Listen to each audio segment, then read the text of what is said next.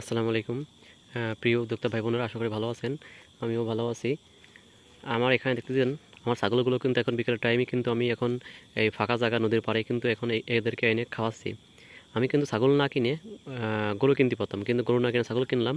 এর অবশ্য কারণ আছে। আমার কিন্তু বাড়িতে আপনারা জানেন যে হাঁসের প্রজেক্ট আছে, সবাই আমার হাঁসের ভিডিও দেখেন।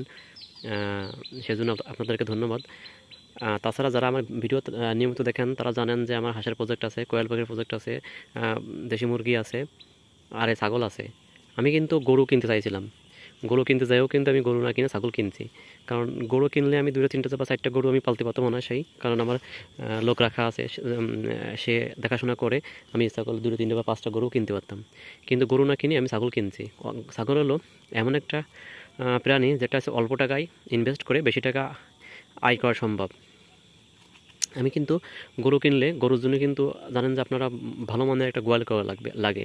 যদি আমি 4টে বা 5টা গরু দিয়ে যদি আমি একটা খামার করি ছোটোখাটো, তাহলে আপনারা জানেন যে 4টে 5টা গরুর গোয়াল করতে গেলে যদি আমি মোটামুটি গোয়াল করি, তাও প্রায় 1.5 থেকে 2 লক্ষ টাকা খরচ হয়। কারণ গোয়াল মানুষ তো একবারই করে, গোয়াল তো বারবার আপনার করা সম্ভব না যে প্রত্যেক মাসে বা 6 মাস পর বা 1 বছর পর পর গোয়াল করি।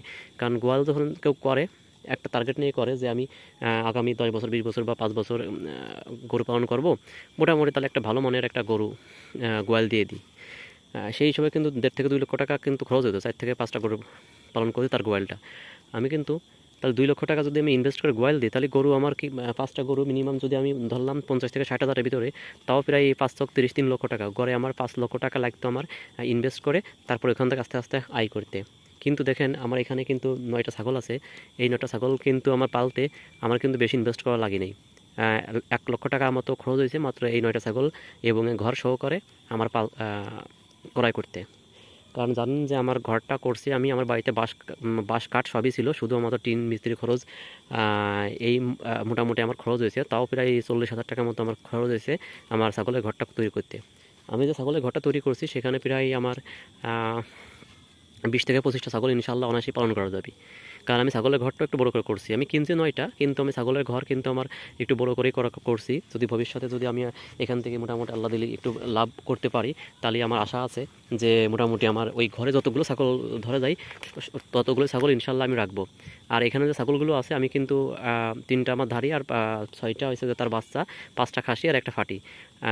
যে 3টা ধাড়ি ছিল সেখান থেকে কিন্তু একটা ধাড়ি কিন্তু আমার অলরেডি পেটে বাচ্চা সহকারে অর্থাৎ গাভিন সহকারে কিনছি। আর একটা ছাগল কিন্তু ডাক আসছিল, অর্থাৎ হিট আসছিল, আমি কিন্তু সেটা কালকে হিট দিয়ে ছাগল দিয়ে হিট দিয়ে নিয়ে আসছি, সেটা কিন্তু আমার ইনশাল্লাহ থাকবে। তার মানে 2টা ছাগল কিন্তু আমার প্রেগনেন্ট অবস্থায় থাকবে। তাদের যদি বাচ্চা হয় তাহলে কিন্তু আমার ভালো। এই জন্য অল্প টাকায় ইনভেস্ট করে এখান থেকে কিন্তু লাভের সংখ্যা কিন্তু বেশি করা যায়।